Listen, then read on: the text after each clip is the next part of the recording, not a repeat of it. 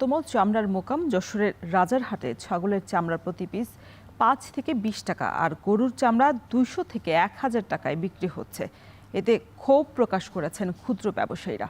এ নিয়ে আরো বিস্তারিত জানাতে চামড়ার হাট থেকে যুক্ত হয়েছেন সহকর্মী রিপন হোসেন।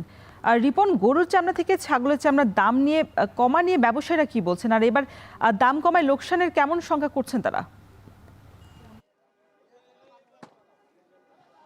আসলে প্রতি বছর যখন কোরবানি পরবর্তী হাট জমজমাট হয়ে থাকে, এবছরও আজকে কোরবানির পরবর্তী প্রথম হাট আমরা দেখছি যে চামড়া সরবরাহ রয়েছে, তবে দাম নিয়ে হতাশ রয়েছেন যারা মৌসুমী ব্যবসায়ী রয়েছেন তারা বলছেন যে এই সময়টায় তারা সরকার যে নির্ধারিত দাম থাকে সেই দামে তারা চামড়া ক্রয় করেন বিভিন্ন এলাকা থেকে, তারপরে হাটে নিয়ে আসেন।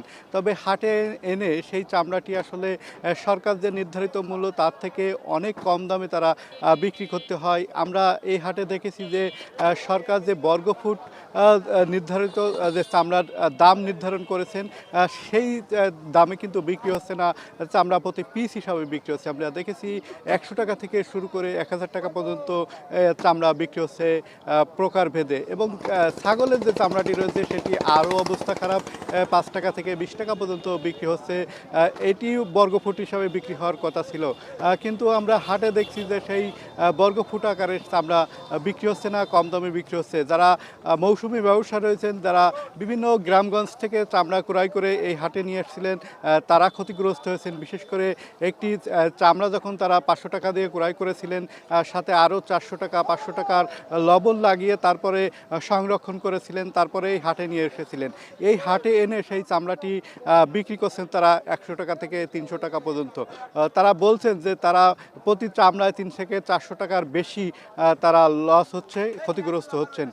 সেই হিসাবে যারা মৌসুমী ব্যবসা রয়েছেন তারা সবচেয়ে বড় বেশি ক্ষতিগ্রস্ত হয়েছেন বর্তমান এই হাটে আমরা দেখছি। এর পরবর্তীতে যে ধাপ রয়েছে, ট্যানারি মালিকরা তাদের কাছে এই সংরক্ষিত চামড়া ক্রয় করবেন, তবে সেই চামড়া ক্রয়ের ক্ষেত্রেও রয়েছে প্রতিবন্ধকতা। ট্যানারি মালিকরা টাকা দেয়নি, মজুরি দেয়নি, সব মিলে চামড়ার বাজার কিছুটা ব্যবসায়ের হতাশ রয়েছে। এই ছিল এখান থেকে আমার কাছে সর্বশেষ। চামড়ার কেনাবেচার খবর জানাতে যশোরের চামড়ার মোকাম থেকে যুক্ত ছিলেন রিপন হোসেন।